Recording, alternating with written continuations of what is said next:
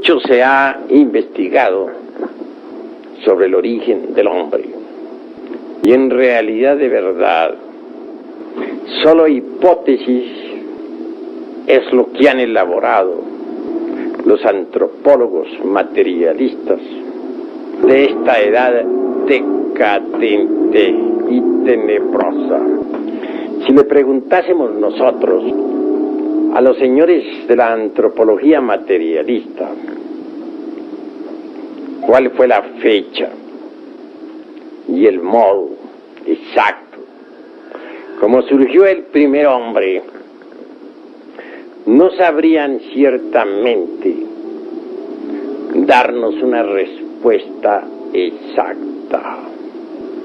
Desde las épocas aquellas de Mr. Darwin hasta Haeckel, y posteriormente desde Haeckel hasta nuestros días, han surgido innumerables hipótesis y teorías sobre el origen del hombre. Empero, hemos de aclarar en forma enfática que ninguna de tales suposiciones puede ser ciertamente demostrada. El mismo Haeckel asegura con gran énfasis que ni la geología ni tampoco esa otra ciencia llamada filogenia tendrán jamás exactitud dentro del terreno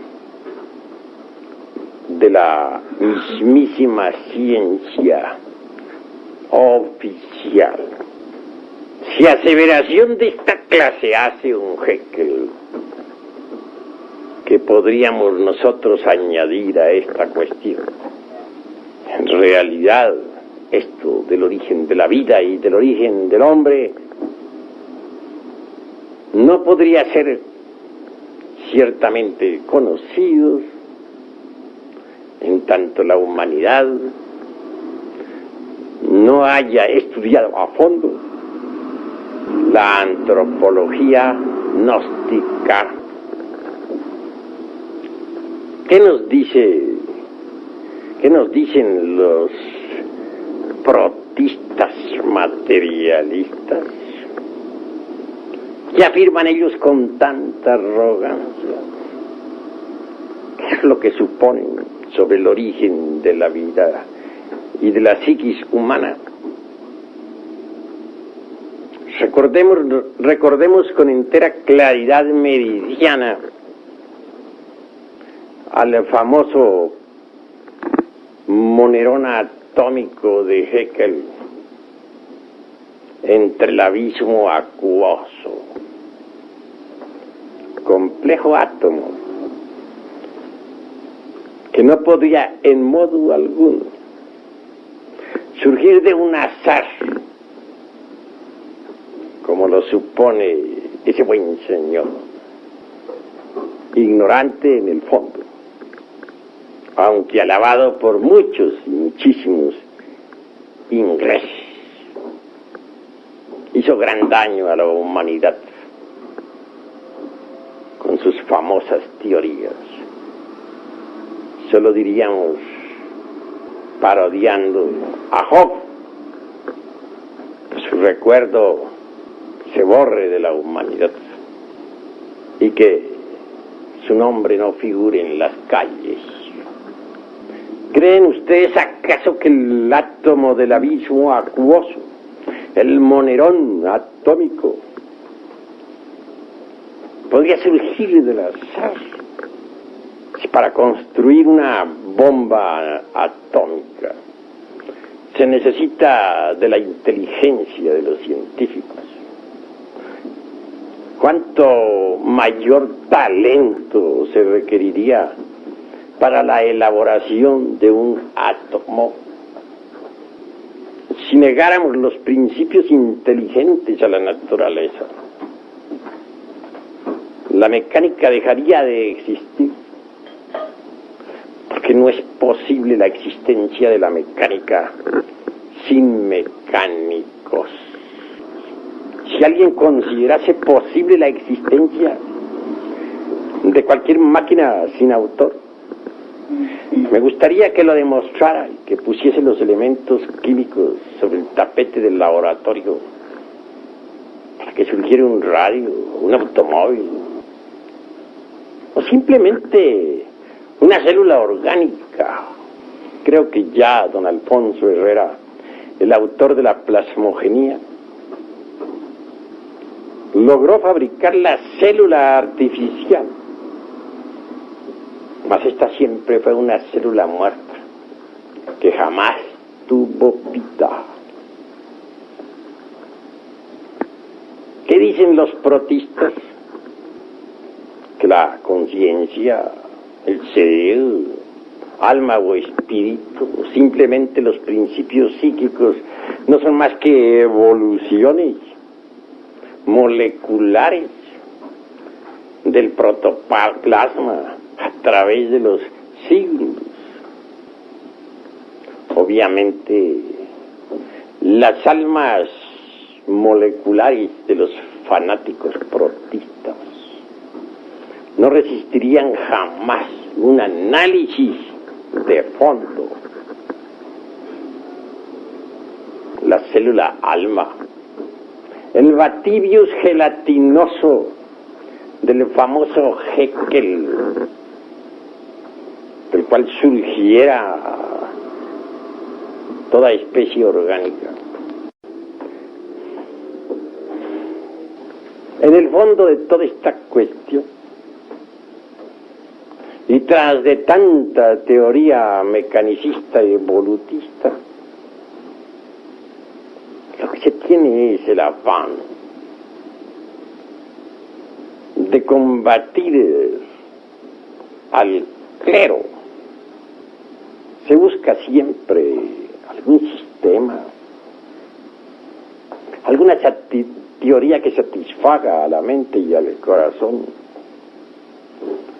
para demoler al Génesis hebraico. Es precisamente una reacción contra el bíblico Adán y su famosa Eva sacada de una costilla, el origen viviente de los Darwin, de los Haeckel y demás secuaces.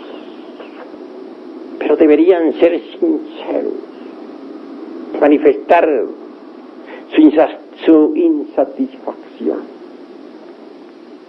contra todo concepto clerical. No está bien que por reacción simple se dé origen a tantas hipótesis desprovistas de cualquier basamento serio. ¿Qué nos dice Mr. Darwin sobre la cuestión esa del mono catirrino? Que posiblemente el hombre devino de allí. Sin embargo, no lo asienta en forma tan enfática como lo suponen los materialistas alemanes e ingleses. Mr. Darwin, en realidad, de verdad,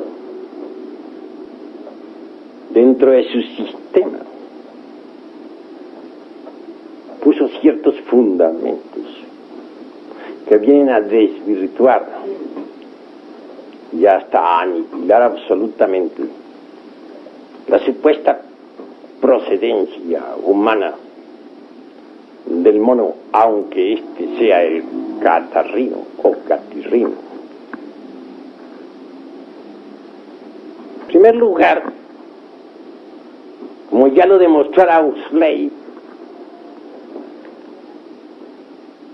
el esqueleto del hombre es completamente distinto en su construcción al esqueleto del mono.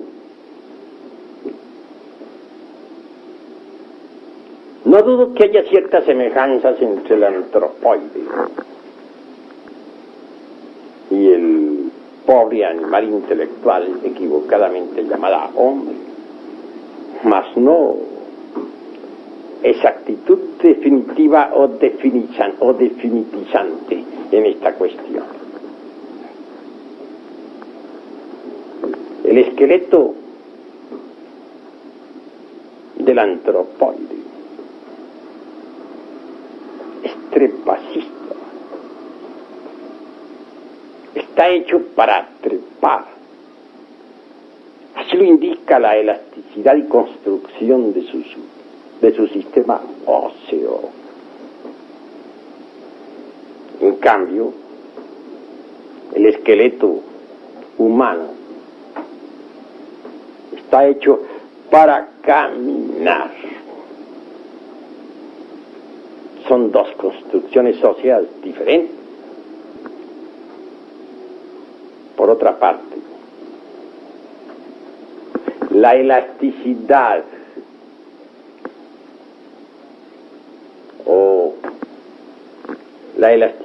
y también el eje, dijéramos, el eje craneal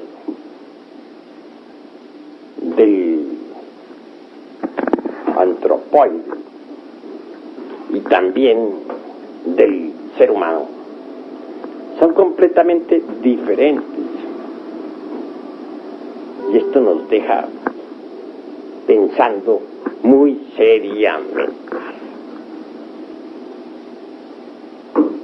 Por otra parte, mis estimables hermanos, bien se ha dicho con entera claridad meridiana por los mismísimos antropólogos materialistas que un ser organizado en modo alguno podría venir de otro que marchase a la inversa, ordenado antitéticamente. En esto habría de poner cierto ejemplo. Veamos al hombre y al antropoide. El hombre, aunque en estos tiempos esté degenerado, es un ser organizado.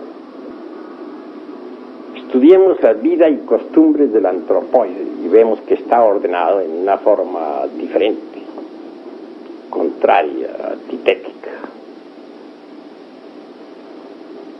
No podría un ser organizado, pues, devenir de otro ordenado en forma opuesta. Y esto lo afirman siempre muy severamente las mismísimas escuelas materialistas. ¿Cuál sería la edad del antropoide? ¿En qué época aparecería sobre la faz de la Tierra? Los primeros simios. Incuestionablemente en el Mioceno. ¿Quién podría negarlo? Tuvo que haber aparecido obviamente en la tercera parte del Mioceno, hace unos 15 a 25 millones de años. ¿Por qué hubieron de aparecer sobre la faz de la Tierra los antropoides?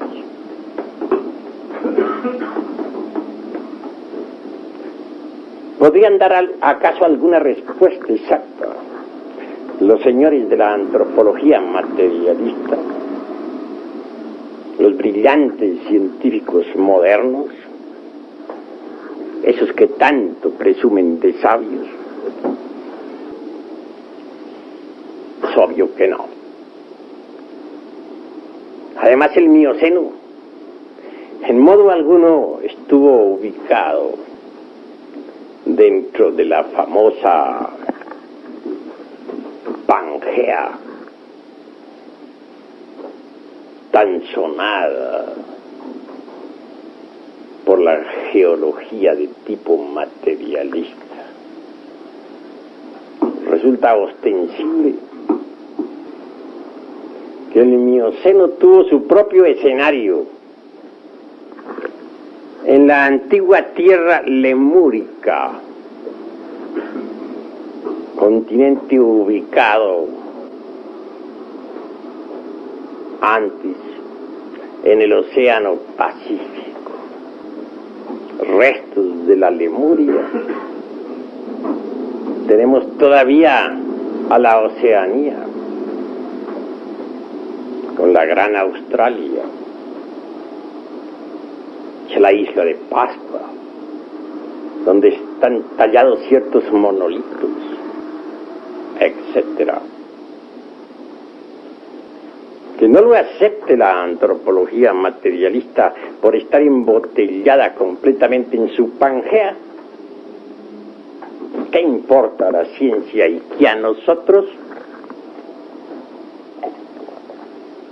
En realidad que no van a descubrir la Lemuria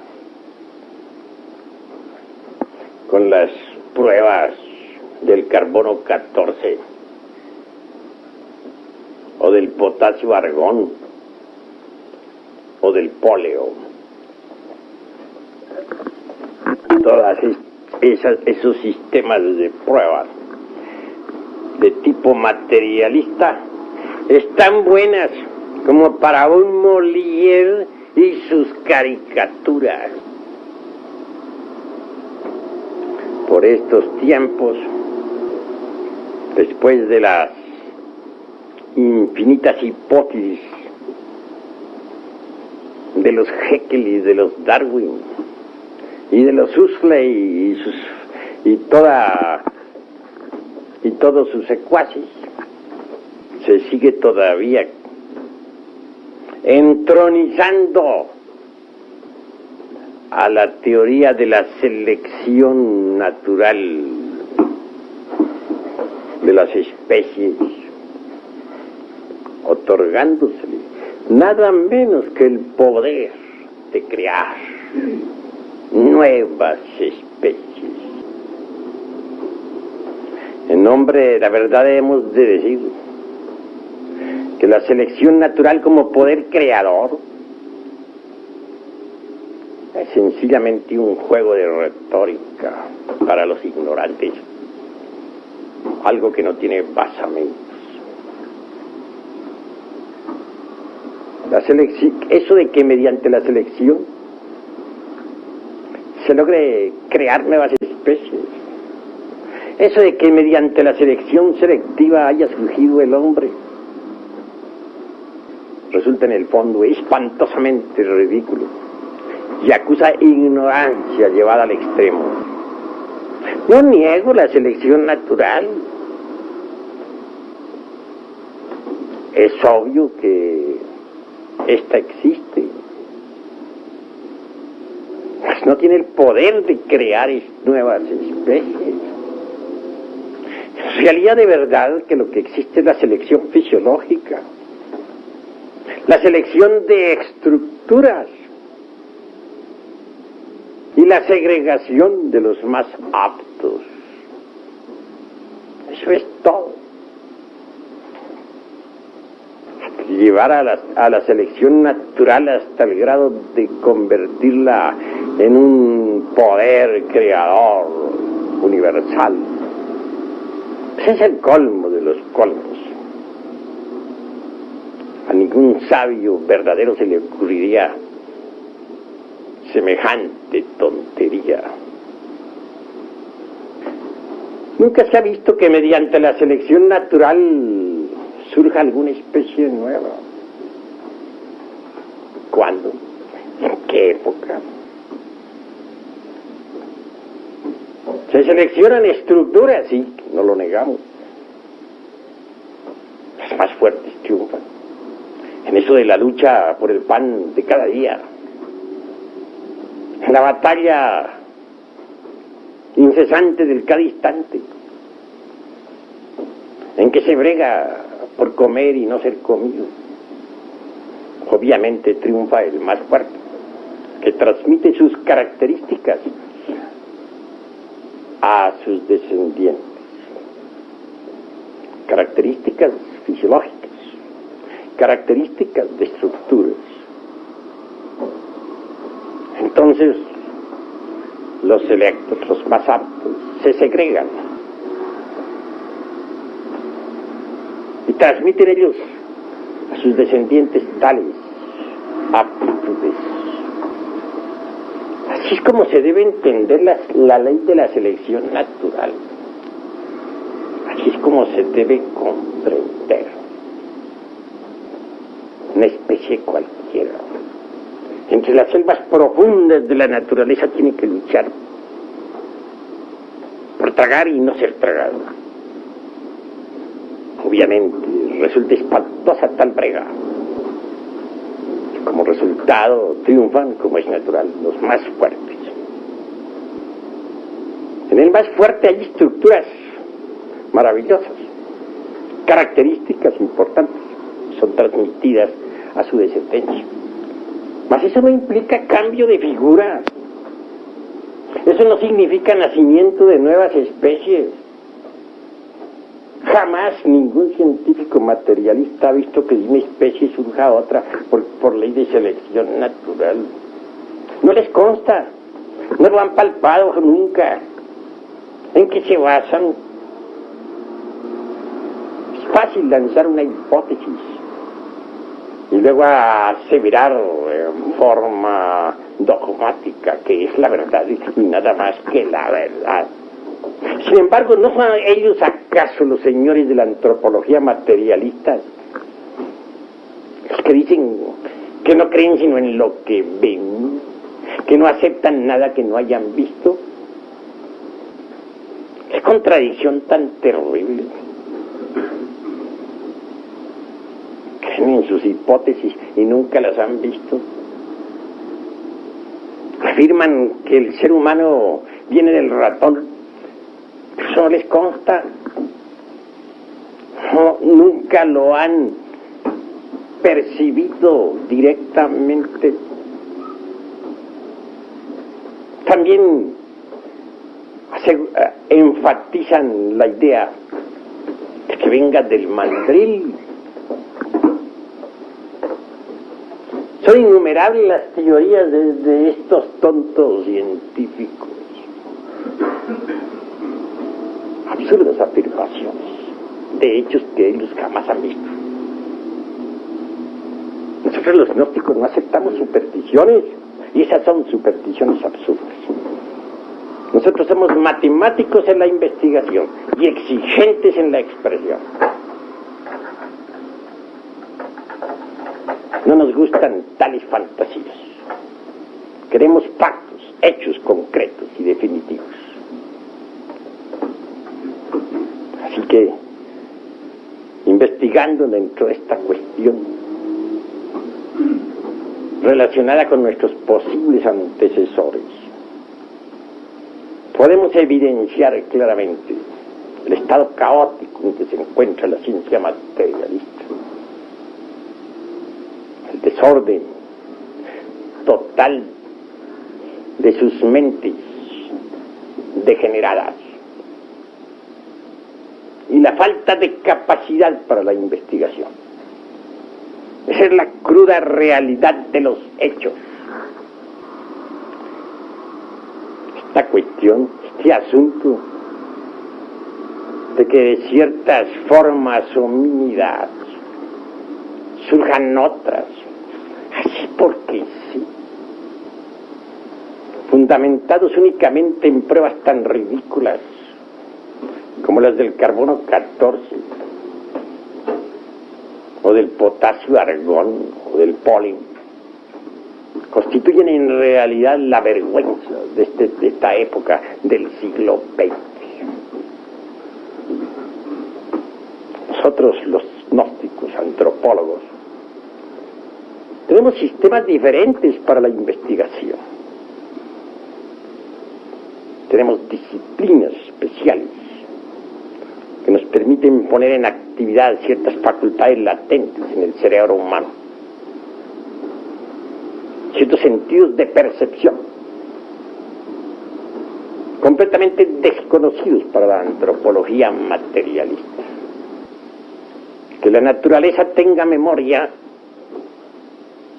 es lógico y un día se podrá demostrar. Ya comienzan a hacerse ensayos científicos modernos. Pronto las ondas luminosas del pasado, o las ondas sonoras, para hablar más claro, del pasado, podrán descomponerse en imágenes que serán perceptibles a través de ciertas pantallas. Y ya hay intentos científicos en ese asunto. Entonces podrán ver los televidentes del mundo entero el origen del hombre y la historia de la tierra y de sus razas. Cuando llegue ese día, que no está tarde, el anticristo de la falsa ciencia quedará desnudo ante el veredicto solemne de la conciencia pública. Esa es la cruda realidad de los hechos. La cuestión está de la selección natural, el clima, ambiente, etcétera, etcétera, fascina realmente a muchas gentes. Y por ende, estas se olvidan sobre los tipos originales de los cuales surgieran las especies. Creen los tontos científicos que podría procesarse la selección natural en forma absolutamente mecanicista, sin principios directrices inteligentes. Y eso sería tan absurdo como pensar que podría procesarse cualquier máquina en el mundo sin un principio inteligente, sin una mente arquitecto o sin un ingeniero que le hubiese dado forma.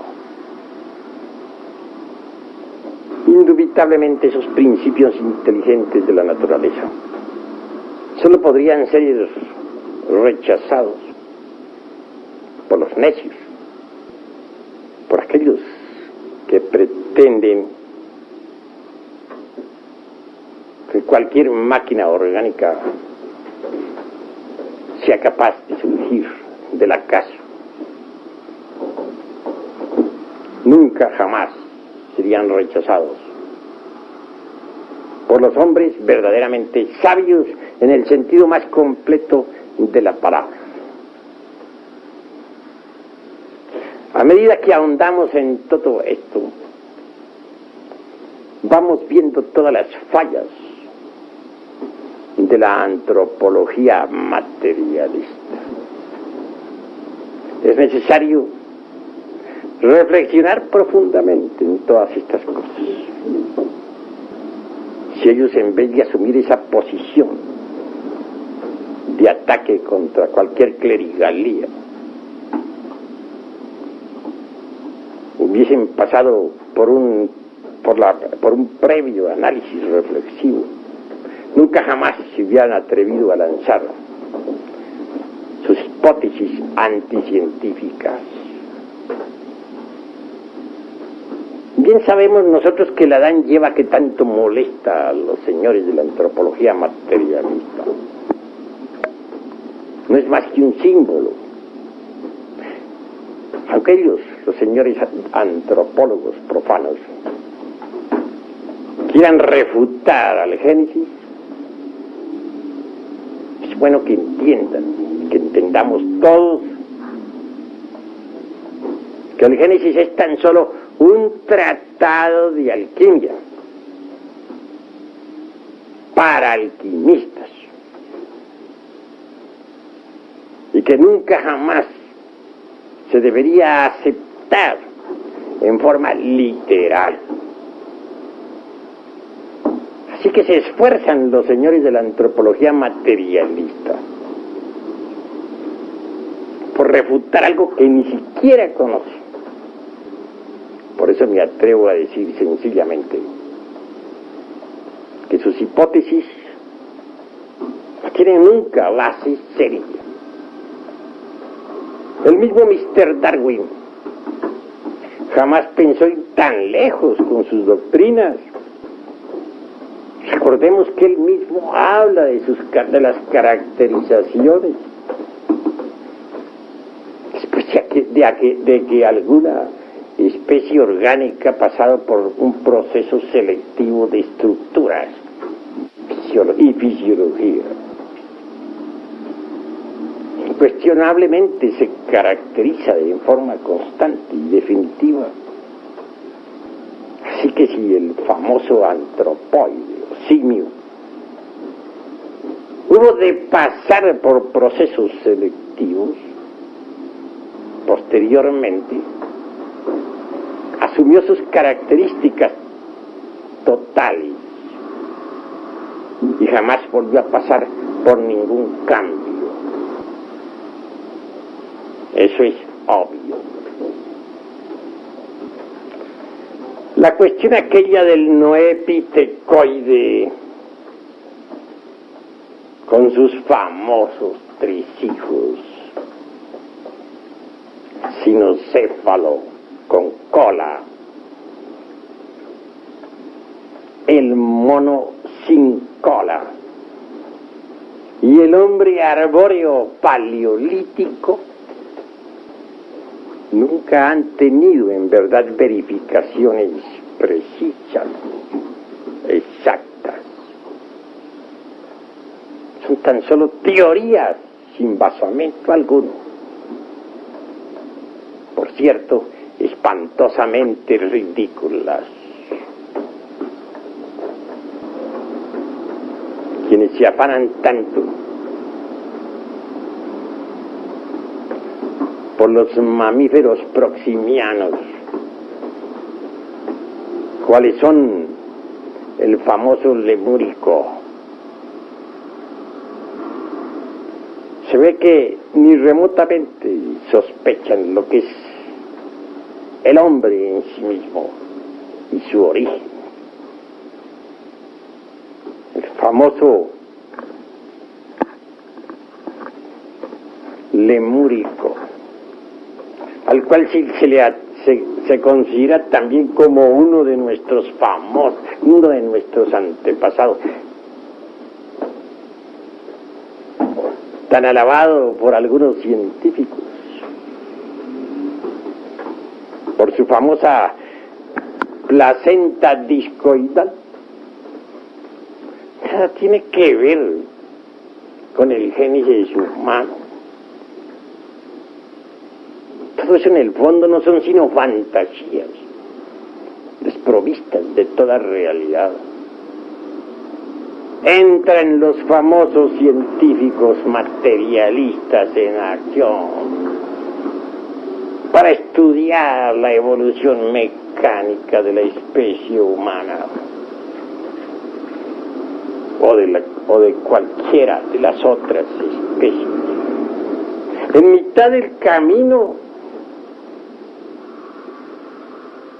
después de que éstas cristalizaron en forma sensible, pues antes habían pasado por terribles procesos evolutivos e involutivos dentro del espacio psicológico,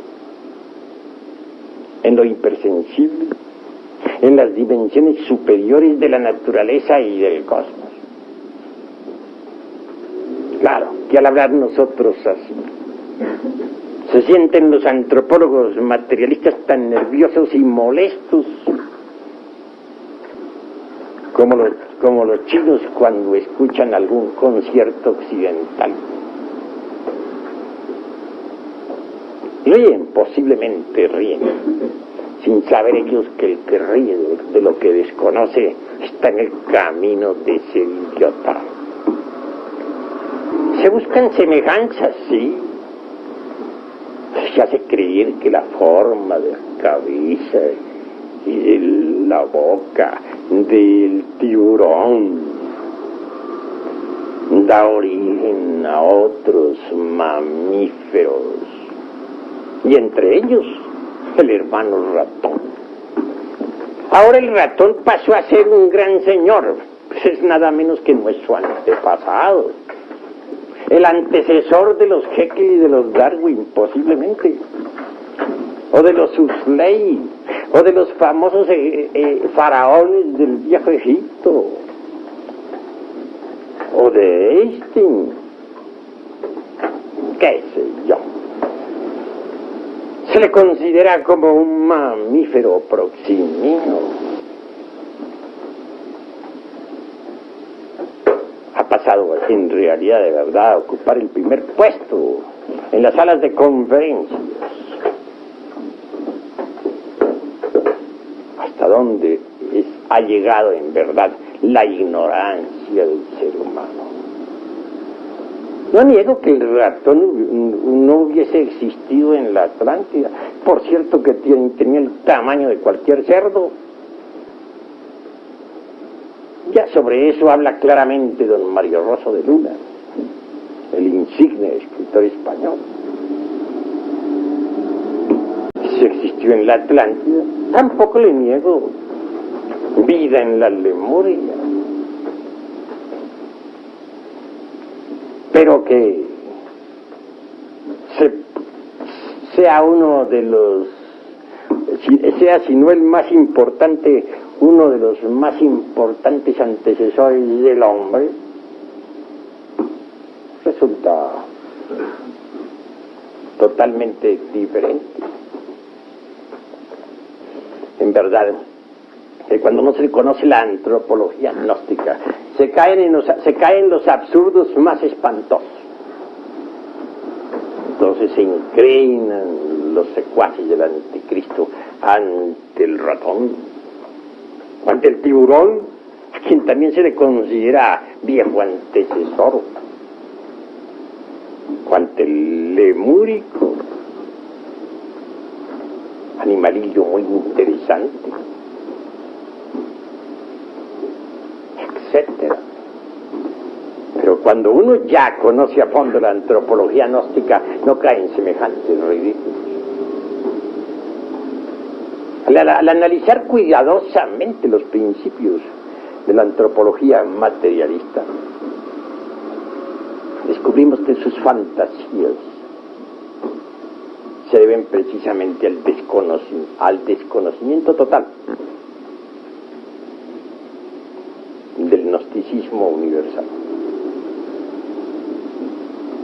Eso de que porque un rasgo del rostro, etcétera, se parezca a otro, sirva de base para asentar una posible descendencia, resulta tan empírico en el fondo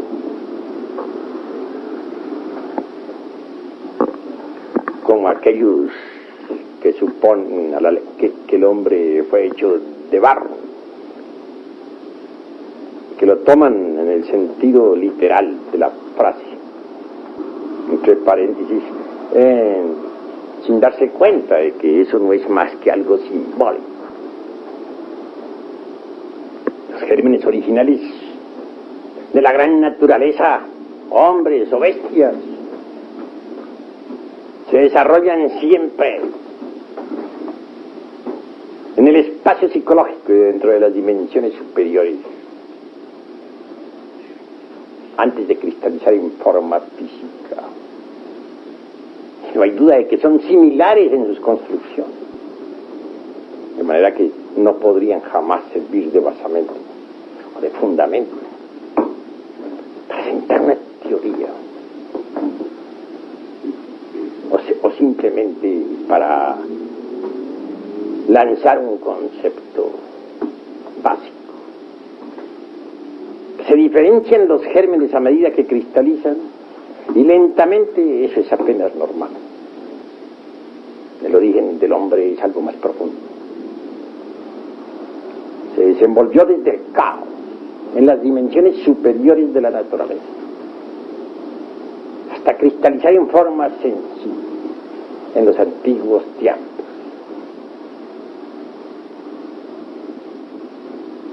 Incuestionablemente en futuro quedará al descubierto en estas conferencias qué causas primarias y secundarias dieron origen a la humana especie. ¿Conocen acaso esto los antropólogos materialistas? Sus mismos científicos, secuaces de Haeckel, saben muy bien que todo el pasado geológico y la filogenia materialista jamás llegarán a ser ciencia exacta. Así lo han afirmado, así lo han dicho.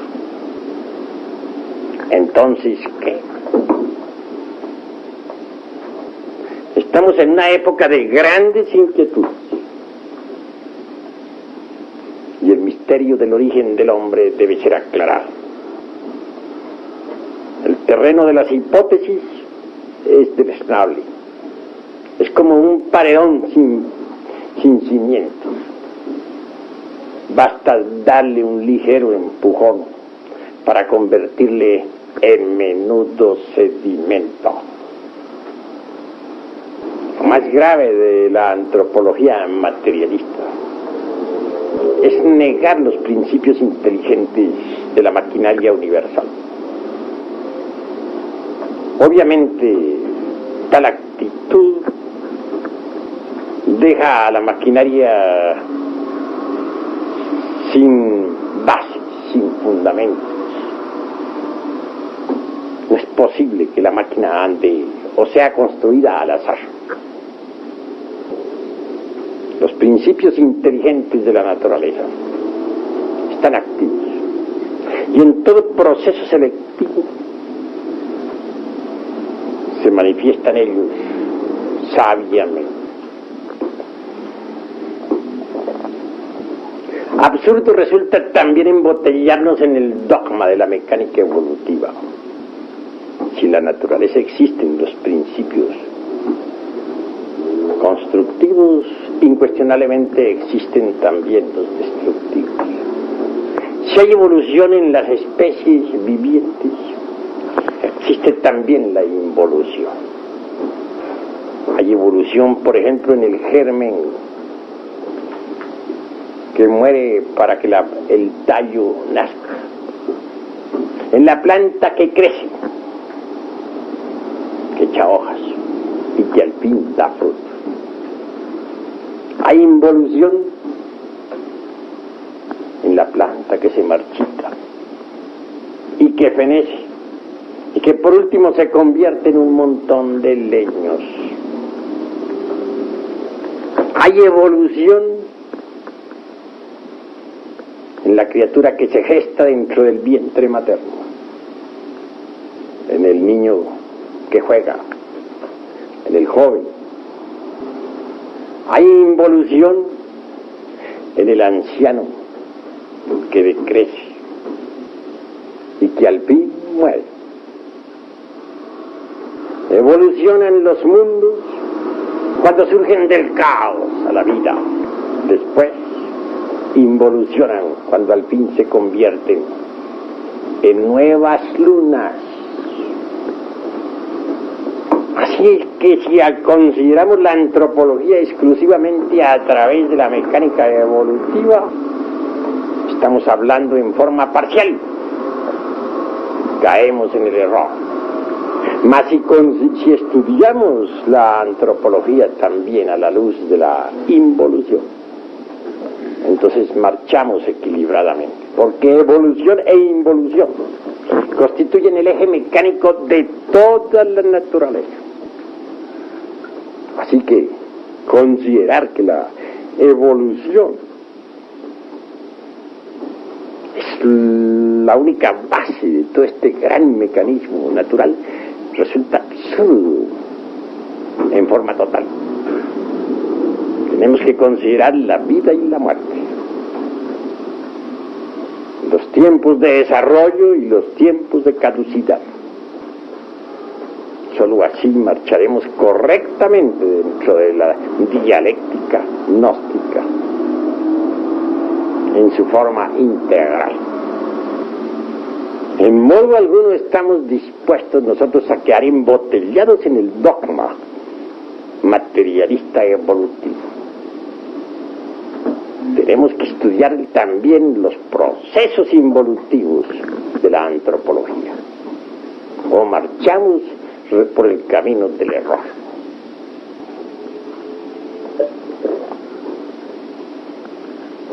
¿Cuáles son los tipos originales de esta raza humana? ¿Quién los conoce? Nosotros tenemos métodos, sistemas científicos por medio de los cuales podemos ver, oír, tocar y palpar esos tipos originales. Sabemos muy bien que antes de que el animal intelectual apareciera sobre la faz de la Tierra, en la Atlántida de Platón, que no es una simple fantasía como pretenden los fanáticos ignorantes de la famosa Pangea materialista, apareció en realidad de verdad el animal intelectual. En la Lemuria existió el hombre, lo mismo que en la época hiperbórea y polar. Mas estos son puntos que solamente iremos desarrollando en futuras conferencias para mayor claridad de todos aquellos que escuchen y lean. La Atlántida realmente existió. Fue un continente ubicado en el océano Atlántico. Restos de la Atlántida tenemos nosotros, el archipiélago de las Antillas, etc. Las Canarias también son vestigios de lo que fue la Atlántida. Y aún la misma España no es más que un pedazo de la antigua Atlántida. Pero esto no lo conocen los fanáticos de la antropología materialista, ni los geólogos, tan atrasados en el fondo, capaces para proyectarse en el tiempo. ¿Cómo podrían ellos saber algo sobre lo que ocurriera hace unos tantos millones de años en la era miocena? ¿Qué saben ellos del mioceno? ¿Lo han visto, lo han tocado, lo han palpado? Si nosotros hablamos del mioceno es porque podemos verlo y sabemos que es asequible a aquel que sea capaz de desarrollar las facultades trascendentales del ser latentes en el cerebro humano. Pero la actitud de negación materialista es incongruente. Se dice que no se cree sino en lo que se ve, y ellos creen en todas sus hipótesis absurdas. Hipótesis que nadie ha visto, que a nadie le consta. En realidad, de verdad, nunca científico alguno vio surgir el primer hombre. Mas hablan ellos con tanta autosuficiencia, como si hubieran estado en el mioceno, como si hubieran visto a los antropoides surgiendo allá de la antigua Lemuria. Entronizan a sus dioses maravillosos, como son los famosos lemurgos y también los mandrilis, como proximianos sublimes, de los cuales descendemos. ¿Les consta eso? ¿Lo han visto alguna vez? Nunca. ¿En qué se basan? En cosas que no han visto. No son ellos mismos los que dicen que no creen sino en lo que ven. Entonces, ¿por qué están creyendo en lo que nunca han visto? ¿No es acaso esto una contradicción? ¿No resulta en el fondo esto incongruente? Bueno, hasta aquí mi conferencia de esta noche. Si hay alguna pregunta, pueden hacerla sin salirse exactamente de lo que estamos enseñando. A ver, pregunten. Se dice que el cambio de una especie a otra, en la física se dice que es por mutación, en un proceso de herencia, ¿no? Por mutación. ¿Cómo? O sea, por un proceso dentro de la herencia, por mutación, que ciertos genes se transforman para transformar la estructura precisamente del ser nuevo que va a surgir, digamos, ¿no? Entonces, quiere decir que en realidad no existen mutaciones entre las especies. Vamos con el mayor gusto a dar respuesta a esa pregunta. Estos tontos científicos de la antropología materialista creen que mediante los cambios ambientales y de clima se transforma en alguna forma, aunque sea en mínima parte, los órganos de la generación con posible mutación de genes, y darían a esas afirmaciones anticientíficas la calidad de exactitud y el poder de producir nuevas especies. Absurdo, porque nunca hemos visto nosotros a través de los siglos que los caballos se conviertan en otra cosa, que las águilas dejen de ser águilas, que los peces del inmenso mar se conviertan en gente. Ni siquiera los tiburones, a los que se les otorga también nuestra paternidad. Pobres tiburones que ya siguen en el mar tranquilos mientras nosotros discutimos sobre ellos por aquí, en estas tierras. Podrían jamás cambiarse en cosa alguna que no fueran tiburones. ¿Aseverar lo contrario? Es creer en lo que no se ve. ¿No son ellos acaso los que están diciendo que no creen sino en lo que ven? Entonces, ¿por qué se contradicen? Que haya dos tipos de creación o dos clases de teorías para afirmar el origen del hombre. La una por vía, dijéramos, instantánea, como aquel muñequito del Génesis bíblico, en el cual Jehová sopla terriblemente, o que sea a través de la mecánica evolutiva. Pues es cuestión, dijéramos, de preocupaciones para los señores de la falsa ciencia. Porque en el fondo realmente la raza humana tiene su prototipo original. Y antes de que los famosos mamíferos aparecieran sobre la faz de la Tierra, el hombre ya existía. Y esto lo iremos demostrando a través de nuestras sucesivas conferencias.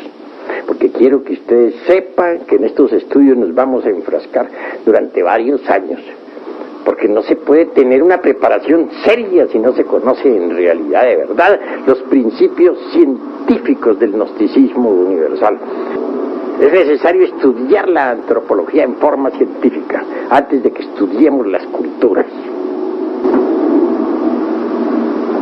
Maestro, una pregunta, pero cada vez quiero hacer un comentario al respecto. Evidentemente, pues, a través de la simple lógica dialéctica y la lógica matemática, siendo riguroso, El maestro ha demostrado de que la ciencia actual se contradice a sí misma, se contradice. Dice que no creen sino en lo que ven y precisamente afirman cosas que nunca se han visto. Nosotros podemos citar en este momento algo de la historia de la antropología materialista, cómo aparece más o menos en el siglo XVIII a través del pensamiento filosófico, de los filósofos, para salir una especie de ciencia que se va a llamar antropología, a través de unos señores que empiezan a recoger objetos antiguos, y por ahí empieza. Pero nosotros, a través de la psicología, de otra ciencia, podemos, digamos, hacerle una disección al hombre del siglo XVIII, en qué medio ambiente se encontraba, qué nivel del ser desarrollaba por lo general la cultura del siglo XVIII en Europa, y podremos darnos cuenta que está en un estado incipiente la misma ciencia materialista, y que a partir de esos postulados y de esas hipótesis han querido darle, como ya lo han dado, pues, organizados en las universidades, cuál fue el origen del hombre, y la arguyen con gran protocopeya y con gran énfasis, afirmando lo que el maestro ha citado, afirmando pues de que en el Mioceno, en el Plioceno, se dieron tales los catarrinos, los lemurios, el proceso evolutivo, en el cual a través de otra ciencia que es la filogenia, afirman de que esos genes en un determinado momento por ambientación, por clima, como bien el maestro lo ha citado, a través de las 4 glaciaciones, han tenido mutaciones que van generando nuevas características en las estructuras, la estructura misma. Esto todo ya está demostrado por lógica que no es posible.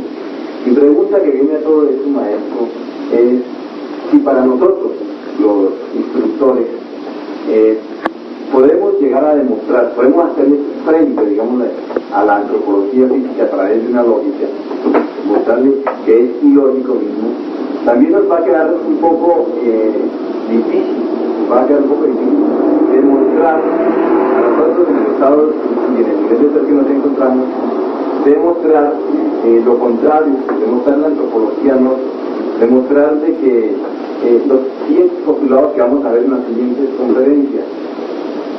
Mi pregunta sería, ¿qué actitud propia debe tener el investigador gnóstico a partir de esta instancia? Que no sea una actitud similar a la de la ciencia materialista, o sea, nosotros asegurar cosas que no hemos visto tampoco, ¿no? ¿Qué actitud debe tomar a partir de estas conferencias en adelante el estudiante? Pues a partir de estas conferencias el estudiante gnóstico debe desarrollar precisamente las facultades que le permitan investigar la geología en sus formas más profundas, lo mismo que la filogenia.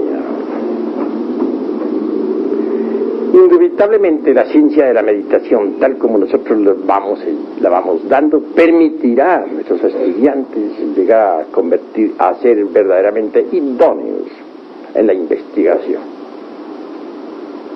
Eso es obvio. En cuanto a lo que estos señores, pues, a las afirmaciones de estos señores, claro que serán descuartizadas a través de nuestras distintas conferencias. Nunca jamás se ha visto que mediante la selección sexual genética un hombre se convierte en caballo, o un caballo se convierte en hombre, o que de un lemúrico salga un hombre. Todas las suposiciones de la rueda esa de nuestros antecesores, incluyendo el tiburón, que no se escapa tampoco, son más que empíricas, no tienen aseveración. Vendrá en nuestro auxilio para demostración a ese mundo de los profanos materialistas. Los aparatos científicos mediante los cuales se podrá ver en la pantalla, como ya lo dije, la historia de la Tierra y de sus razas. Ya hay ensayos. Recordemos al cura Peregrini, En Italia está descomponiendo en estos momentos los sonidos para transformarlos en imágenes. También hay algunos ensayos en los Estados Unidos. Y no demora el día en que los registros akáshicos de la naturaleza caigan en poder de la ciencia. Y entonces todo el mundo podrá ver la realidad en las pantallas.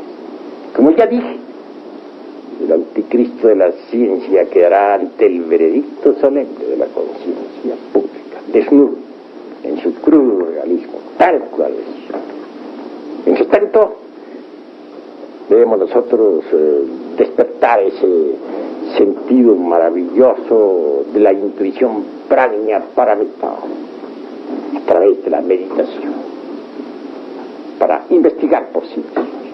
Tenemos los aparatos de investigación adentro, aunque los materialistas no lo acepten. Desarrollemos, usemos esos aparatos inteligentemente. Obviamente que se hace necesario combatir a la ciencia materialista científicamente, y lo vamos a hacer para que nuestros hermanos, todos, incluyendo los instructores, los misioneros, queden debidamente preparados. Maestro, usted nos ha hablado del fenómeno físico-químico, del fenómeno biológico, pero existe también el fenómeno psíquico, el fenómeno conscientivo y el fenómeno ontológico, maestro.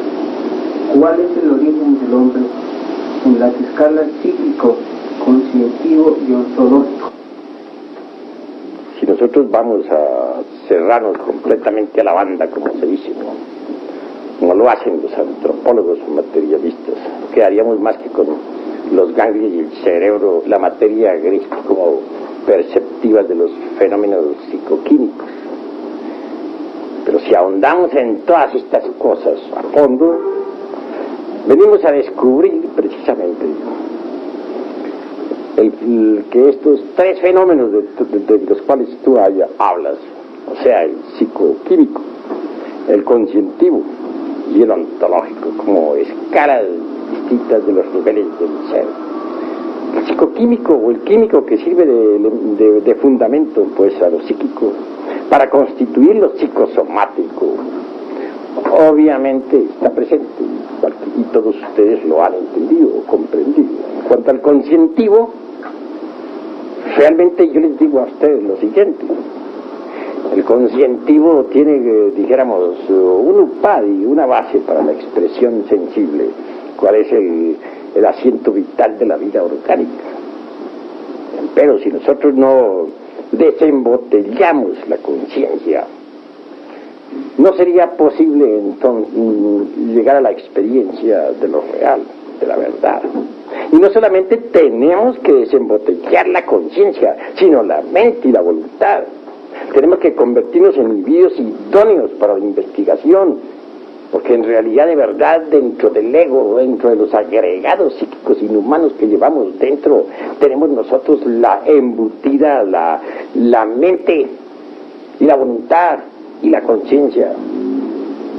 La mente es importante para el estudio, para el análisis, pero la gente no tiene mente íntegra, total, individual. La gente tiene la mente dispersa, embotellada entre los distintos elementos psíquicos indeseables.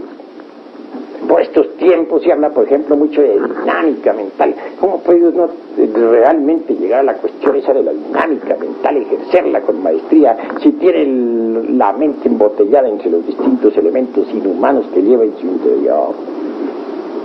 Es obvio que debe desintegrar tales elementos para tener mente íntegra, total, no dividida por el proceso de la opción, no dividida por el proceso electivo, una mente que realmente se manifiesta en forma íntegra. Y en cuanto a la conciencia en sí misma, la conciencia, pues, los tres aspectos, la conciencia es el último que dices tú. En el punto de vista ontológico tenemos que ir mucho más allá, tenemos que pasar a la cuestión del ser en sí mismo, porque lo ontológico es más profundo, se refiere al ser y a sus distintas partes autónomas y autoconscientes. Si uno no despierta la conciencia, nada puede saber de sí mismo, de su propio ser. Así pues es necesario despertar completamente la conciencia. Por ejemplo, veamos, mucho se habla por estos tiempos sobre filogenia. Pero ¿cómo podría conocerse la filogenia si no estudiamos la ontogenia dentro del proceso fetal? Bien sabemos nosotros que en el vientre, dijéramos en el claustro materno, se repite exactamente toda la historia por la cual ha pasado el ser humano en sus procesos evolutivos e involutivos. Quien quiera conocer la filogenia a fondo, debe estudiar la ontogenia. Y nadie podría en verdad penetrar dentro de los misterios de la ontogenia y llegar a la filogenia exacta, no la filogenia materialista, si antes no ha despertado ciertamente en forma íntegra la conciencia. Y más aún, si no ha desembotellado la mente, si no ha logrado una mente íntegra, unitotal. Así que las clases que aquí hemos dado nosotros sobre psicología práctica, con fondo trascendental, deben convertirse, dijéramos, en asiento de todas nuestras ocupaciones diarias para convertirnos en investigadores competentes de la ciencia gnóstica. Maestro, me queda otra inquietud con respecto a lo que se hablaba de mutaciones. Maestro, hay ciertas épocas, tal vez catástrofes, que permiten muchas veces que se crucen especies. ¿Cómo explicarle a la psicología humana, a los que desconocen totalmente el proceso del despertar de la conciencia gradual, que hay ciertas épocas en que las especies se pueden cruzar y dan origen a ciertas monstruosidades? Pues esto realmente es inasequible para la ciencia oficial. ¿Qué puede saber la ciencia oficial sobre el modo como esos tres factores, por ejemplo, como cuáles son las tres fuerzas primarias de la naturaleza y del cosmos, se polarizan? Incuestionablemente que eso nadie lo puede negar, que las tres fuerzas se polarizan, a veces en una forma, a veces en otra, a veces se permite que hayan ciertos cruzamientos y en otras épocas esos cruzamientos resultan algo más que imposible debido precisamente a la mismísima polarización. Por ejemplo, el chango, y esto que estoy diciendo no es para la conferencia, ni va a quedar grabado, lo que dijimos sobre la conferencia es hasta donde dije, aquí termina la conferencia. Por ejemplo, el chango, ya hablando aquí entre nos, pues indudablemente tiene origen humano. Fue una época en que cierta raza lemur humana y muy humana se mezcló con bestias de la naturaleza. También al final de la Atlántida se vieron esas mezclas. Pero eso fue en esa época, en que el oxidano activo, omnipresente, omnipenetrante se desdobló en los tres factores y estos se polarizaron en cierta forma y de cierta manera que permitió que seres humanos se mezclaran con especies animales. Y de allí surgieron changos. Tanto en Lemuria hubo changos durante el Mioceno como también los hubo en la Atlántida. De eso trataremos más adelante y en forma seria en estudios científicos. Claro que lo que en este momento estamos platicando es aquí entre nosotros, no está incluido dentro de la conferencia. A ver. Acerca de entendido de la cuantificación de años atrás, geológica, o sea, en la antropología se basa mucho en la geología para poder citar, pues el hombre antiguo en qué época apareció. Estos planteos de la geología también sabemos muy bien que es un riguroso estudio de observación sobre formaciones geológicas. A estas formaciones geológicas se han llamado, como bien sabemos todos, la era primaria, la secundaria, la terciaria y la cuaternaria en la cual estamos. En la era terciaria y secundaria, donde aparecen estos periodos de Mioceno, Plioceno, Oligoceno, se les da un dato aproximado a través de las pruebas de las computación, a través del código o a través de también de algunas técnicas geológicas. Se dice, tal formación geológica tiene tantos años y si el esqueleto está allí apareciendo hace tantos años, apareció este hombre, según en la profundidad donde se encuentra. Estas formaciones en sí mismas sí corresponden a los años que pone la ciencia oficial. Bueno, la pregunta que tú me estás haciendo no está dentro de la conferencia de hoy.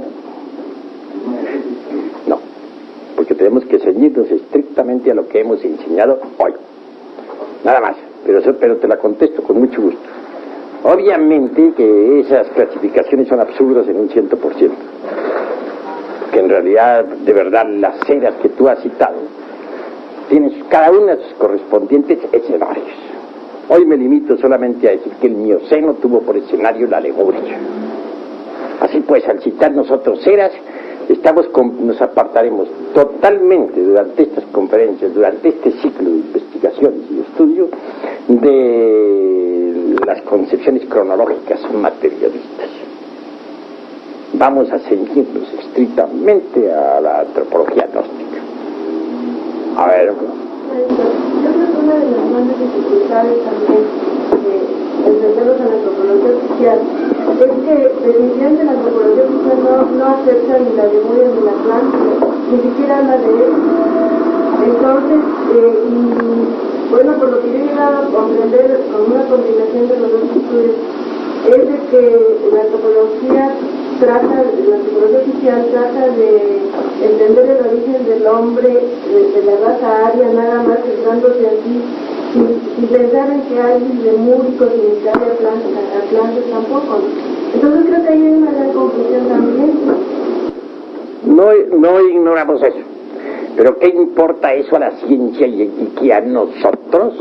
Ya he dicho, el que ríe de lo que desconoce está en el camino de ser idiota. Que vamos a quedar nosotros también embotellados dentro de la famosa Pangea materialista, o vamos acaso nosotros a combinar la antropología gnóstica con la antropología de los ignorantes materialistas, enemigos del eterno. Jamás.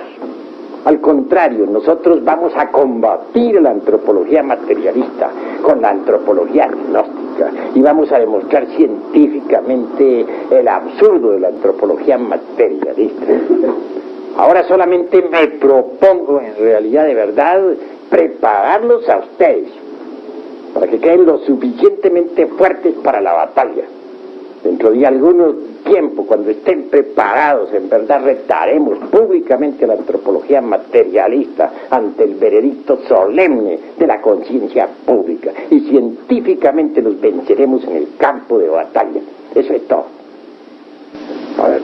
Perdone, maestro, que yo insisto en la misma pregunta, tal vez la gestioné mal. Yo digo que ya que vamos a combatir, ya que el maestro dice que vamos a combatir a la antropología científica en un tiempo con bases sólidas, la antropología física científica se basa, maestro, la base del hombre está en la Tierra. O sea, los primeros estudios de antropología empiezan por la geología. Nosotros también debemos tener una claridad sobre la geología de este planeta, ¿no? La formación de este planeta. Ellos empiezan muy bien, nosotros sabemos que la antropología empieza explicando la formación del planeta. Después, explicando la aparición de la vida en el planeta y luego cómo la vida fue evolucionando ya de algas marinas, animales, a tiburones y así sucesivamente. ¿Cuál es, mi pregunta volvía, esas eras geológicas que existen las vamos a ver nosotros? ¿Vamos a tener también una base a través del planeta? ¿Cómo podría ocurrirles a ustedes que fuéramos todos nosotros a estudiar la antropología, excluyendo la geología? ¿Sería eso tan absurdo como querer que un drama se representara sin escenario, en el aire, así porque sí? Todo el drama de la vida humana, toda la historia de la Tierra y de sus razas se ha desenvuelto dentro de distintos periodos geológicos. Y por tanto, a través de estos estudios se van contemplando esos periodos geológicos. Mas no vamos a desenvolver nuestra didáctica de acuerdo con el programa de la antropología materialista, porque no somos copiones. Sencillamente vamos a ir desarrollando todas estas cuestiones antropológicas y geológicas de acuerdo con nuestra propia dialéctica. Hoy solamente he querido poner como principio Lemuria y Atlántida, los estudios que habrán de procesarse a través de nuestras exposiciones antropológicas, irán echando cada vez más y más luz sobre la cuestión geológica de Lemuria y Atlántida y en general sobre los distintos procesos geológicos de la Tierra a través de los millones de años que han transcurrido. Porque no en modo alguno vamos a enseñar antropología sin excluyendo la geología y las distintas eras históricas. Eso sería absurdo. Así que se tenga en cuenta, nosotros no necesitamos tomar prestado nada de la geología, de la antropología materialista. Únicamente vamos a poner las cartas sobre la mesa y a demostrarle al mundo que la antropología materialista es falsa en un 100%. Eso es todo. A ver, hable. Quería referirme, general maestro, a algunas preguntas que se han hecho que demuestran, pues, en el fondo quizás algo de temor a las confrontaciones futuras que se tengan, ¿no?, con los antropólogos científicos. Yo diría, venerable, que no puede ser antropólogo aquel que no se conoce a sí mismo. Por ahí podríamos nosotros empezar a confrontar a la antropología científica. Usted estudia al hombre, usted se conoce a sí mismo. Usted quiere hallar el origen de la vida está en usted mismo. Comas un pedazo de carne, un sándwich, y se transforma en vida, investigue el origen de la vida en usted. ¿Para qué tiene que estar haciendo excavaciones para usted mismo? ¿No? Entonces nosotros realmente tenemos los métodos, la lógica trascendental, el conocimiento sublime que nos permitirá demostrar a los demás, no en base a simples lecturas, sino a investigaciones concretas. Ahora mi pregunta, pues, era la siguiente. Se ha hablado de la selección natural, de la lucha. Bueno, pero ¿cuál es tu pregunta? Primero me planteas algo, eso no es pregunta. No, pero yo... Porque voy a contestar primero, luego viene la segunda. Tenemos que ser exactos en todo. Indudablemente, mis queridos amigos y hermanos, pues conociéndose uno a sí mismo, conoce el universo, conoce la Tierra, conoce todo lo que es, pero a los geólogos, a los antropólogos, materialistas, no los vamos a convencer con ese razonamiento. Es exacto para nosotros, pero ellos no lo entienden ni lo aceptan. Así pues a ellos vamos a combatir con nuestra dialéctica científica. Y eso es todo. Ahora habla tú. Bueno, se hablaba de la selección natural, maestro. Entonces nosotros hemos venido observando que algunas especies han desaparecido. Entonces nuestra pregunta es si las especies realmente desaparecen o se reabsorben en sus arquetipos primigenios para luego reaparecer en otra futura ocasión de acuerdo a los ciclos vitales de un planeta. Ya hablé sobre eso en un mensaje de Navidad anterior que ustedes conocieron. Hablé sobre los gérmenes de la vida. Entonces dije que esos gérmenes estaban contenidos aquí mismo en la naturaleza y que tienen sus tiempos de evolución y de involución. Una especie, por ejemplo, sale desde su estado germinal cuando es su tiempo, su hora, en el medio ambiente que le pertenece, etc. Entonces se le ve en evolución. Cuando las condiciones del medio ambiente cambian, entonces esa especie involuciona y al fin desaparece, pero al desaparecer quedan sus gérmenes suspensos en la atmósfera, en la naturaleza. Si se crearan artificialmente condiciones similares a las que existieron en aquella época, esa especie volvería a aparecer y luego desaparecería otra vez al desaparecer esas condiciones.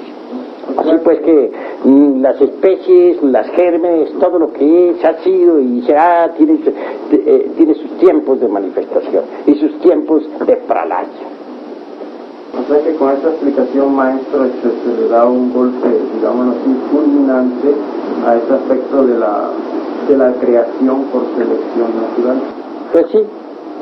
Los científicos materialistas tienen tan absurdos como suponer, por ejemplo, que las especies pueden tener cambios espontáneos, variaciones accidentales, y sin embargo ellos mismos han asentado el dogma de que estamos en un universo de fuerza, de materia y de necesidad.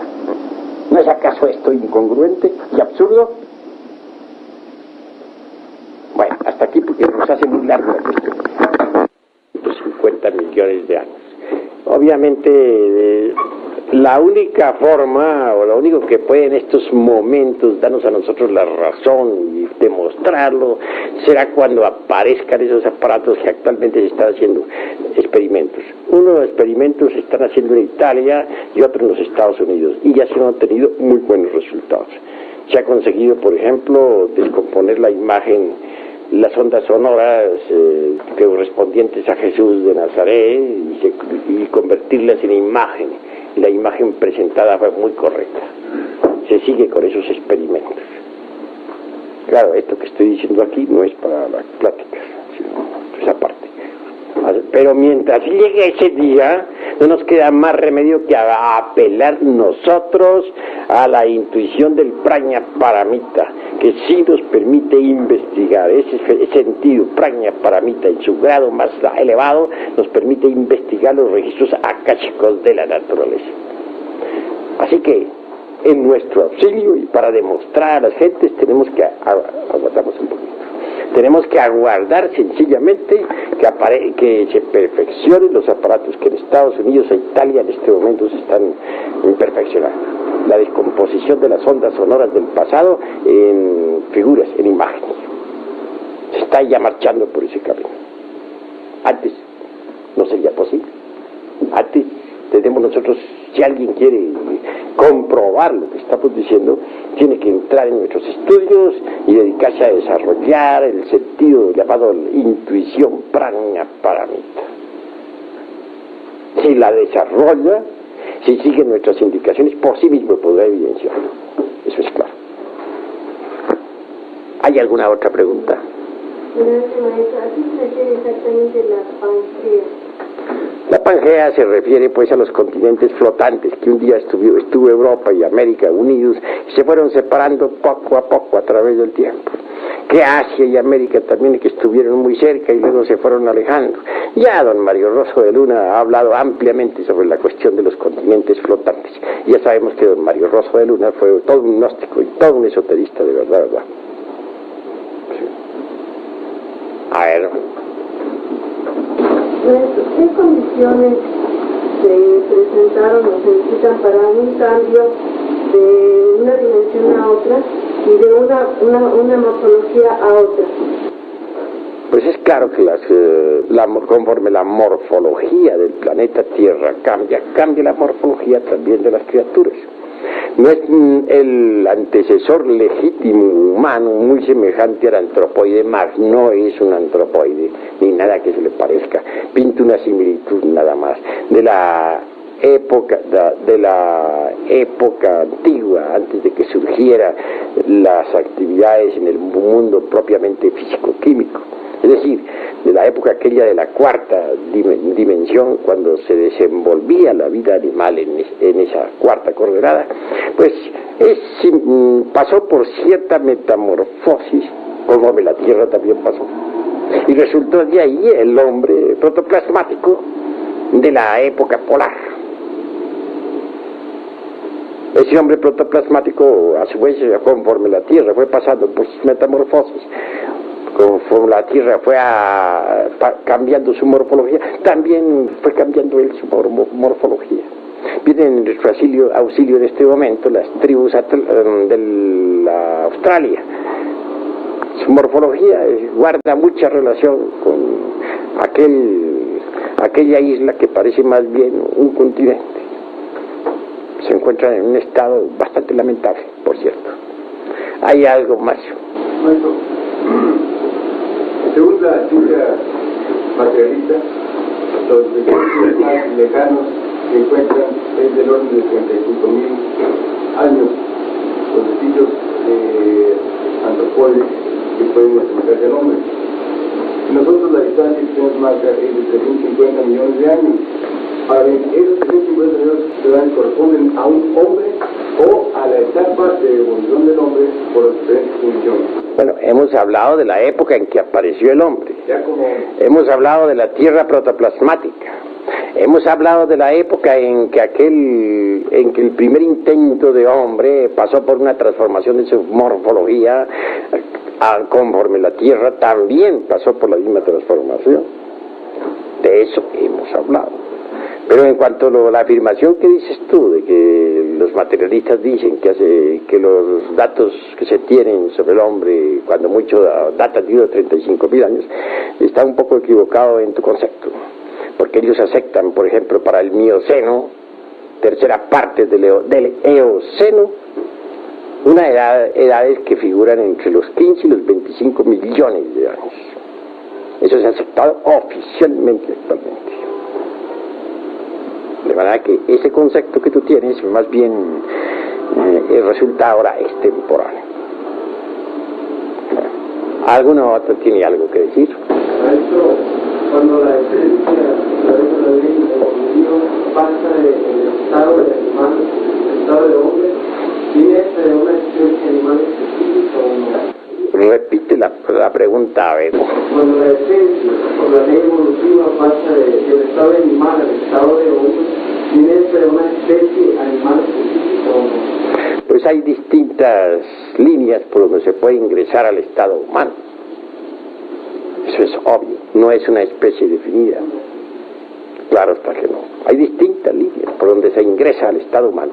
Ahora hay que tener en cuenta también, y eso lo trataremos después en próximas pláticas, que no solamente existe la evolución, existe también la involución. Al final de cada subraza, de cualquier raza, hay involución. Y al final mismo de toda raza hay involución. Eso es obvio, pero sobre eso nos ocuparemos más tarde. ¿Alguna otra pregunta? Sí. Maestro, usted habló de la cuarta, quinta y sexta dimensión. Hasta donde tengo entendido, a medida, entre más alta sea la dimensión, más sutileza de la materia hay, ¿verdad? Así es. La quinta es más sutil que la cuarta, la sexta que la quinta. Así es. Entonces, ¿por qué razón están ubicados estos reinos en forma inversa? En la cuarta el animal, en la quinta el vegetal, en la sexta el mineral, que es el más denso. Porque, ahora concretando, porque esto no lo vamos a grabar para conferencia, puesto que los señores materialistas tenemos que hablarle en forma diferente, no lo vamos a concretar para el libro, aclaro, sino aquí entre nosotros diré lo siguiente. En el mundo de la mente, naturalmente que se desarrolló la primera ronda de evolución. Lo primero que surgió allí fue el reino mineral. En el mundo astral surgió el reino vegetal. En el mundo etérico surgió el reino animal. Y en el mundo físico ya apareció el hombre sobre el casquete polar del norte. La primera raza, la raza protoplasmática. Después vinieron los hiperbóreos, después los lemurios, después los atlantes y después los arios, todos nosotros. Ese es el orden. Claro que cuando uno está estudiando esas cuestiones en los mundos internos, pues ve las cosas en cierta forma que tiene que muy distinto y tiene que saberlo entender. Por ejemplo, es claro que las mónadas del reino mineral, durante la primera ronda, pues tienen figura humana. Y entonces uno tiene la tendencia a pensar que todos eran humanos ahí. Pero no, se trata de los elementales, sencillamente, del reino mineral. Se necesita muy buena capacidad de penetración, con la intuición prajna paramita, para ver el auténtico reino mineral, dejando a un lado sus mónadas. Lo mismo sucede con el asunto del vegetal en la segunda ronda, en el mundo astral. Uno ve elementales, personas muy inteligentes, millones de personas, pues son los elementales. Pero uno con la intuición prajna paramita concentra un poco mejor su atención y puede ver sencillamente que el reino vegetal es una cosa y otra muy distinta, las mónadas. Desciende uno a la tercera ronda, ve uno también puras criaturas bellísimas, inteligentes, comprensivas, que van, que vienen. Uno piensa que son hombres de la tercera ronda. No es tal, son los elementales. Y si se observa con más cuidado los cuerpos de esos elementales, se verá que tienen distintas formas animalescas que hoy en día, en esta cuarta ronda, ya no se ven. Formas animalescas diferentes. Y por último, ya al final es cuando ve uno surgir una especie de, una criatura semejante, en realidad de verdad, al simio, pero no es un simio. Es similar, tiene cierto parecido, tiene algo que se asemeja al antropoide, pero no es antropoide. Claro, esa criatura, a su vez, al sufrir la tierra un cambio, una transformación. Al alterarse la metamorfosis de la Tierra, se altera también esa forma antropoide y aparece el primer hombre, la primera raza humana viviendo ya en el continente polar, que otrora estaba situado en la zona ecuatorial. Y luego vienen las sucesivas transformaciones de la Tierra, o metamorfosis de la Tierra, que da origen también a cambios en la raza humana, en la época hiperbórea, en la época lemúrica, Atlante y hasta nuestros días. Si se observa, cada raza humana está exactamente de acuerdo con el ambiente en que se desarrolla y desenvuelve. ¿Ese proceso evolutivo ocurrió o aún sigue ocurriendo? Pues todavía sigue ocurriendo. En la quinta ronda, pues, digo yo, en la sexta raza, habrá otro cambio de la morfología de la Tierra. Como secuencia o corolario traerá otro cambio en la raza humana. La sexta raza será muy distinta a la nuestra. Y la séptima también será completamente diferente a la nuestra. Es decir, la morfología de la Tierra y de las razas marchan en forma paralela. Eso es obvio. ¿Qué relacionar ahora entre los elementales que están en el reino mineral y esta tercera dimensión y este proceso que Bueno, los elementales que ahora están pasando por su estado de elementales en el mundo mineral, pues siguen ahí. Un día pasarán a ser vegetales, otro día pasarán a ser animales y al fin llegarán a ser humanos. Lo que sí veo son graves errores en parte de algunos. Hay quienes piensan, al ver, por ejemplo, las figuras humanas de las épocas, de las rondas precedentes, piensan sencillamente que esos eran hombres que iban descendiendo poco a poco, etc. Pero realmente nosotros tenemos que comprender que la mónada toma la figura humana siempre. Y no hay que confundir a la mónada con el hombre. El hombre es algo que tiene que autocrearse. Todavía no existe realmente el hombre. Hay unos cuantos hombres, los demás son animales intelectuales. Aún hoy en día. Esa es la cruda realidad de los hechos. Habla. Claro, maestro. El hombre viene de las dimensiones. Entonces es cierto, la teoría maya que dice en el Popol Vuh, que los dioses experimentaron varias formaciones, los elevados, de madera, etcétera, con varias formas, pero que no reconocían su origen, hasta que por ejemplo un hombre se reconoció su propio origen. Digo, ¿tiene relación con esto, maestro? Bueno, en este preciso, eso se sale del tema. Es claro que los dioses tomaron figura de hombres, pero eso se sale del tema, ¿no?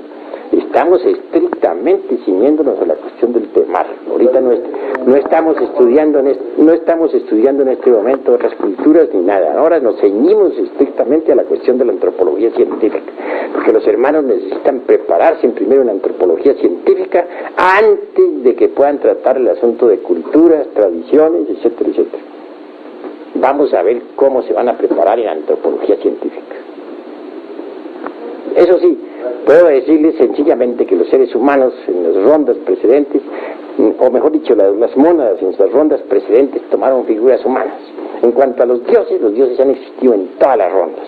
Existieron en la ronda, en la primera ronda, junto con los elementales de la naturaleza, como existieron en la segunda ronda, en la tercera y aún hoy en día en la cuarta ronda. Y aún también puedo decir que hay muchos dioses ahora que tienen cuerpos humanos. Y eso es todo. A ver.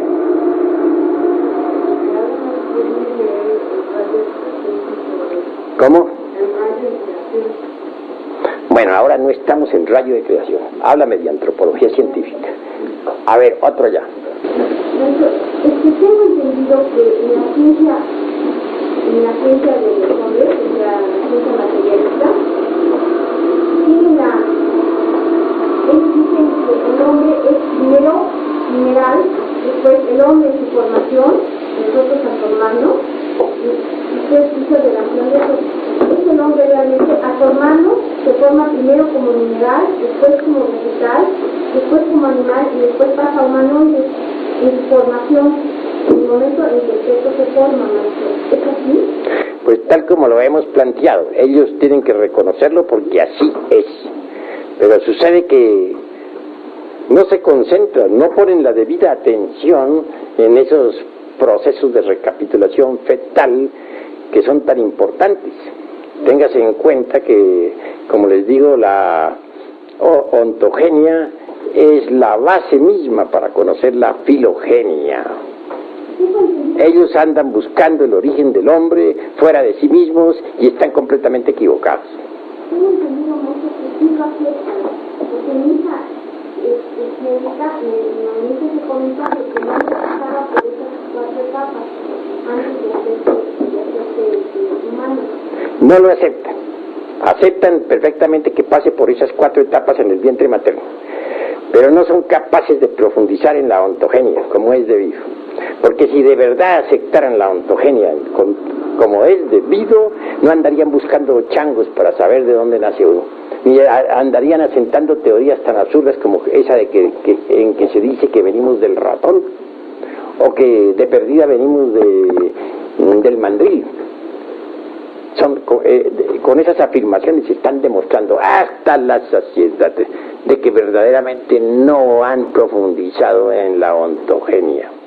No sería posible, repito, conocer la filogenia si no ahondamos en los misterios de la ontogenia. Eso es lo que les está pasando a ellos, a los científicos materialistas.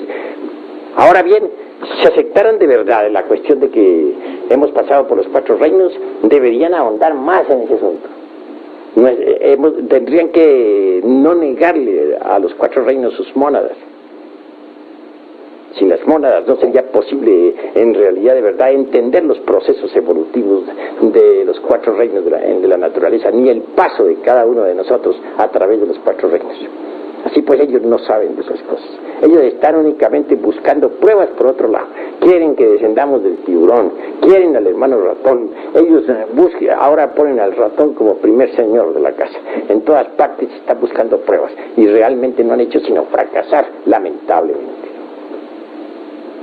Que ahonden en la ontogenia para que conozcan la filogenia, que busquen el origen del hombre dentro del hombre mismo, que no anden buscando el origen del hombre fuera del hombre, porque eso es absurdo. Y ellos andan buscando el origen del hombre fuera del hombre, eso es absurdo, en un 100%. A ver, ahora. Maestro, usted nos indicaba de que la tesis gnóstica es de que el hombre, el origen del hombre proviene del mono, de una unión de relación entre hombres y bestias, cierta clase de bestias. ¿Esas bestias existen hoy en día? Lo que he dicho es que los monos sean los descendientes de Lemuria, como orangutanes, gorilas, chimpancés, o los descendientes de Atlántida, como los catirrinos y platirrinos, etcétera, tienen un antecesor que es el hombre y la bestia. Porque ciertas tribus lemúricas se mezclaron con bestias y de ahí resultaron determinados tipos de simios. Lo mismo sucedió al final de la Atlántida, de manera que hay bestias que son, hay simios que vienen de Lemuria y hay otros que vienen de final de Atlántida. Algunos simios vienen del Mioceno y de la mismísima época mesozoica, y hay otros simios que vienen del final de la Atlántida. Esa es la cruda realidad de los hechos. General maestro, una pregunta que le hizo, se refería al origen del hombre y usted hablaba de 350 millones de años aproximadamente, pero yo creo que más que todo debemos tratar de precisar la diferencia. Que en realidad de verdad, si quieren que les especifique, con mucho gusto les especifico. Obviamente que hay que distinguir entre el hombre y el animal intelectual. Eso es obvio. Hombre son los de la época, las 3 primeras razas. Animal intelectual. ¿Cómo nació el animal intelectual? Fue de la mezcla de algunos hombres que degeneraron durante la época del Mioceno. sea, tercera parte del Eoceno. Se mezclaron con bestias de la naturaleza.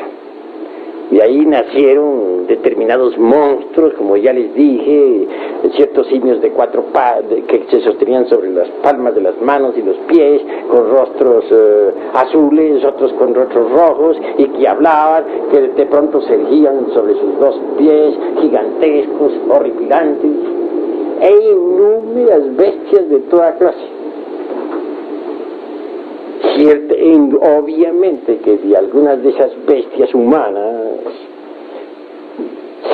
salió lo que se llama en realidad de verdad el animal intelectual que hoy en día todavía existe. De manera que en nombre de la verdad tengo que decirle que ustedes vienen de esa mezcla. Son animales intelectuales. Será un poco duro para ustedes, pero la verdad. Distíngase entre los animales intelectuales y los hombres. Los hombres son de la primera, segunda y tercera raza. De finales de la tercera raza para acá son puros animales intelectuales. Mezcla de hombres que se degeneraron con bestias de la naturaleza. Y ahí surgieron los animales intelectuales. Claro, antes de poder caminar sobre sus dos pies, pasaron por ciertos cambios muy difíciles hasta tomar la semejanza de los hombres reales. Esto no quiere decir que no hayan tenido el órgano conductivo, la cola, como usted ya lo sabe. Pregunta. Perdón, maestro, o sea, a lo largo de su disertación fue relacionando el aspecto morfológico con el aspecto ontológico, ¿verdad? Podríamos decir que esa es la metodología de la antropología gnóstica, apelar, digamos, al aspecto físico o cambio de la forma, y aparte de eso, el estudio de la esencia, ¿no?, de la mónada. Mira, voy a decirte, la cruda realidad de los hechos es que si tú estudias la ontología, la morfología, no podrías entender esto, ¿no?, a fondo, ¿no? Obviamente que dentro del vientre materno, es decir, de la ontogenia, puedes descubrir las huellas del ser humano, por dónde ha pasado, cuáles son sus fases, sus cambios, su morfología, etcétera, etcétera, etcétera.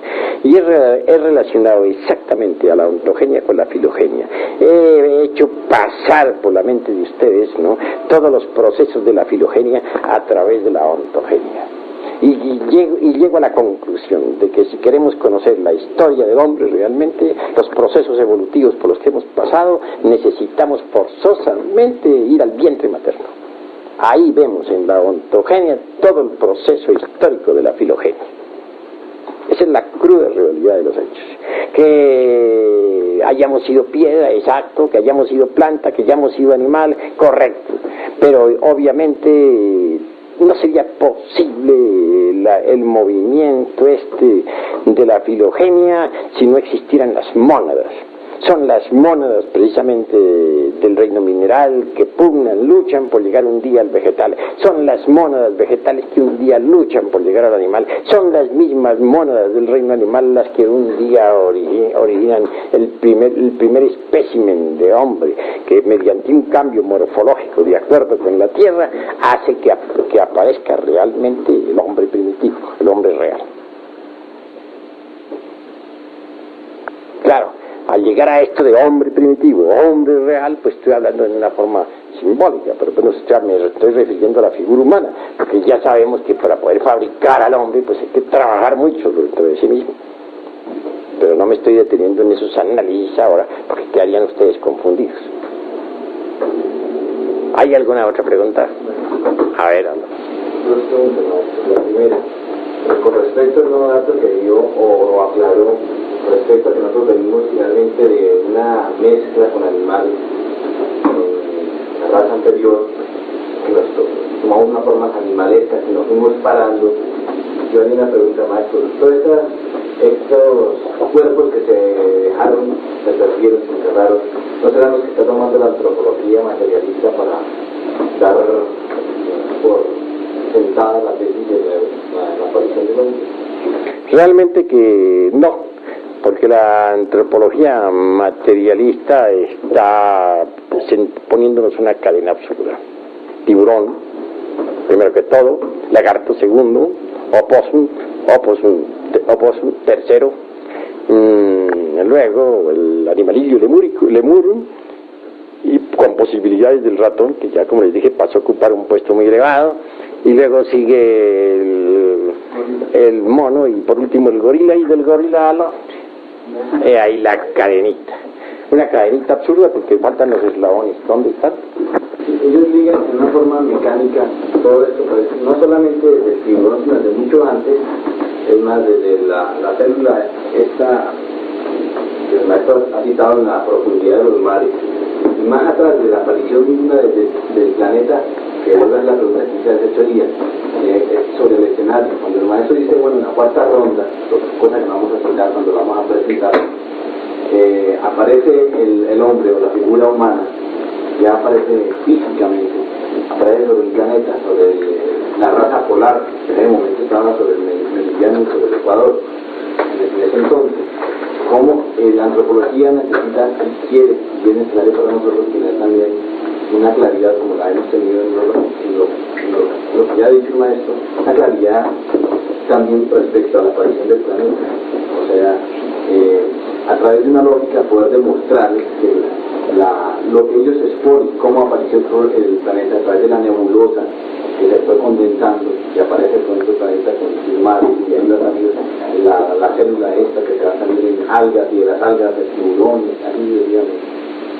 Correcto, estoy de acuerdo con eso, pero si nosotros hiciéramos una mezcla de todo eso ahora, si mezcláramos nosotros en este momento las cuestiones de la cosmogénesis con la antropología, en estos instantes, en primer lugar, no nos alcanzaría toda la noche. Nos echaríamos aquí por lo menos unos 6 meses. Tendrían que traernos el desayuno por debajo de la puerta. Esto no concluiría jamás. Vamos a ir desarrollando el tema por orden. Incuestionablemente habrá necesidad de ir desglosándolo, eso que tú afirmas, pero lo vamos haciendo con una didáctica, poco a poco, porque entre paréntesis estamos queriendo dar forma a un libro. Estas conferencias se irán reuniendo en forma de libro, y ese libro saldrá a la luz pública. Debe llevar, por lo tanto, una didáctica. No hay duda, y quién puede negarlo, de que existió una tierra protoplasmática. Existió, y por lo tanto un hombre protoplasmático, el primer bosquejo de hombre en la época polar. Tampoco podemos negar nosotros que la tierra estuvo ubicada en otros tiempos que en el mundo astral, en el mundo mental. Pues claro, fue cristalizando poco a poco hasta llegar a la época actual. Por eso se dice que primero fue el fuego. El fuego se transformó en aire. Fuego, cuando la tierra fue mental. Se transformó en aire cuando la tierra fue astral. Se transformó en agua cuando la tierra fue etérica. Se convirtió en física cuando la tierra condensó físicamente, cuando apareció el cuarto elemento, que se llama materia física. Pero esa materia física vino surgiendo desde esas regiones, como ya les decía a ustedes, desde el Iliáster hasta la región meramente tridimensional de Euclides. En últimas, el animal intelectual materialista, yo creo que siempre ha tenido una intuición, maestro. Mire, lo del fuego, ellos hablan también de que era un gran fuego que se volvió aire, pasó a ser un mar, agua, después se salió la tierra, y después pasó con la forma, ya que está la tierra, está la forma material, y ya está digamos el mineral, después sale el vegetal con las algas. Ya sabes que no es cierto, maestro, pero también busca la edición, las algas son los animales, y después del animal sale la forma humana, aunque un poquito, no muy derecho, un poco chueco, pero también es una intuición de la real evolución del hombre, ¿verdad, maestro? Pues voy a decirte una gran verdad. Hemos investigado profundamente el materialismo histórico y sabemos lo que es esa ciencia. Lanzan hipótesis sin fundamento alguno. ¿Quién podría negar que primero es el fuego? Para eso no se necesita estudiar esoterismo. El fuego es lo fundamental, solamente que ellos lo hacen dependiente por allá de los rincones de la nebulosa. Ollas donde se cocina, donde hay fuego, hornos ardientes de donde salen mundos, pero ¿quién los enciende? ¿Quién enciende esos hornos? ¿Y por qué tienen que salir allí? Nada saben sobre esas cosas. Y luego hacen unos planteamientos de vertebrados, comenzando por el simple protoplasma de Haeckel allá arrojado en el fondo de un mar lleno de lodo, porque ni siquiera han aparecido las primeras capas de piedra en la época todavía silúrica. Pero le consta eso a los señores materialistas. ¿Qué pueden ellos saber sobre la constitución de nuestro mundo en el alborear de la vida? Absolutamente nada. No podríamos negar que hemos pasado por las fases de piedra, planta y animal y hombre. Correcto, pero ¿dónde y cuándo y cómo? ¿Saben ellos acaso algo sobre las dimensiones superiores de la naturaleza y del cosmos? Mientras ellos estén negando la posibilidad de una cuarta dimensión y